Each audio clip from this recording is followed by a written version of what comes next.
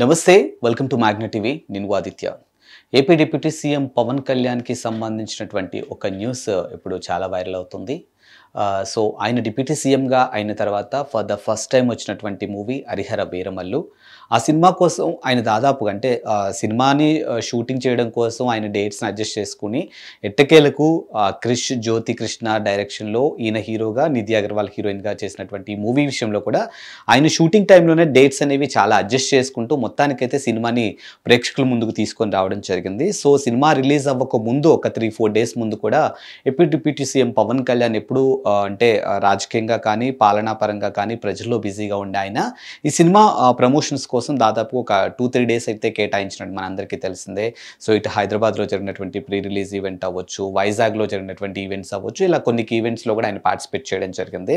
So ఇప్పుడు అసలు problem అక్కడే స్టార్ట్ అయిందన్నట్టుగా తెలుస్తుంది. సో మాజీ ఐఏఎస్ అధికారి అయినటువంటి విజయ్ కుమార్ ఆయన పైన అంటే ప్రభుత్వ ధనాన్ని దుర్వినియోగం చేశారు, ఆయన నటించినటువంటి హరిహర వీరమల్లు సినిమా కోసం ప్రభుత్వ ధనాన్ని ఉపయోగించారు అనే అంశం పైన ఆయన ఇప్పుడు హైకోర్టులో అయితే పిటిషన్ చేయడం జరిగింది. సో దాన్ని సిబిఐ వాళ్ళకి అప్పగించాలన్నట్టుగా కూడా మెన్షన్ చేసినట్టుగా తెలుస్తోంది.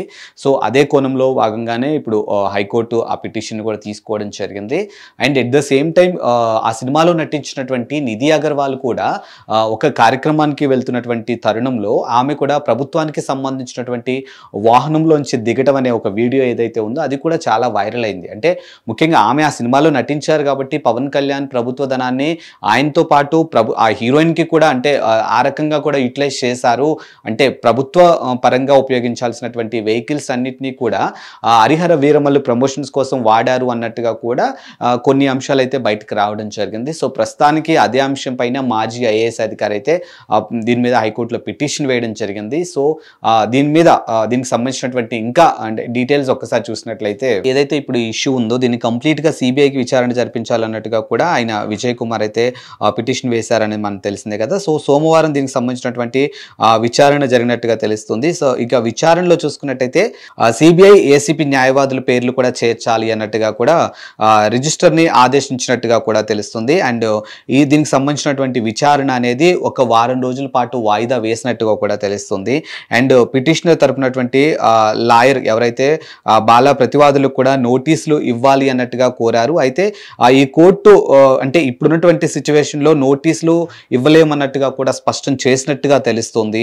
అండ్ ప్రాథమిక విచారణ తర్వాతే తగిన అంటే నెక్స్ట్ ప్రాసెస్ ఏదైతే ఉంటుందో దానికి సంబంధించినటువంటి ఉత్తర్వులు ఇస్తామన్నట్టుగా కూడా హైకోర్టు తెలిపింది. సో జస్టిస్ వెంకట్ జ్యోతిర్మయ్ దీనికి సంబంధించినటువంటి ఉత్తర్వులు ఇచ్చారన్నట్టుగా కూడా తెలుస్తుంది. సో మొత్తానికి హరిహర వీరమల్లు సినిమా ప్రమోషన్ కోసం ప్రభుత్వ నిధులు దుర్వినియోగం అయ్యాయి అని పిటిషనర్ ఏదైతే ఆరోపిస్తున్నారో దానిపైన ఇప్పుడు సిబిఐ విచారణ జరిపించాలన్నట్టుగా కూడా అడుగుతున్నట్టుగా తెలుస్తుంది. మరి ఇప్పుడు దీన్ని ఏపీ హైకోర్టు ఈ పిటిషన్ పై ఎలా స్పందిస్తుంది, ఎలా ముందుకెళ్తుంది? ఎందుకంటే రైట్ నో అంటే చట్టం అందరికీ ఈక్వల్, చట్టానికి ఎవరు చుట్టాలు కాదు కాబట్టి మరి ఇప్పుడు ఈ అంశం పైన హైకోర్టు అసలు ముందుకు ఏ విధంగా వెళ్తుంది? దీనిపైన AP deputy CM Pawan Kalyan బయటకు వచ్చి సమాధానం చెప్తారా? అంటే దుర్వినియోగం అవ్వలేదు అనే ఎక్స్ప్లెనేషన్ వాళ్ళు ఇస్తారా? మరి నిధి అగర్వాల్ దిగినటువంటి కార్ వీడియో ఏదైతే ఉందో దానికి ఎలాంటి ఎక్స్ప్లెనేషన్ ఇస్తారు? ఆ వీడియో పైన నిధి అగర్వాల్ కూడా స్పందించారు. సో నాకు వెహికల్ పంపించారు, అది ప్రభుత్వానిదా లేకపోతే ప్రైవేట్ పర్సనల్ వెహికలా నాకు తెలీదు అన్నట్టుగా కూడా ఆవిడ మాట్లాడినటువంటి ఎక్స్ప్లెనేషన్ కూడా మనం చూద్దాం మరి ఇప్పుడు దీనిపైన నెక్స్ట్ ఎలాంటి స్టెప్ ఉంటుందనేది.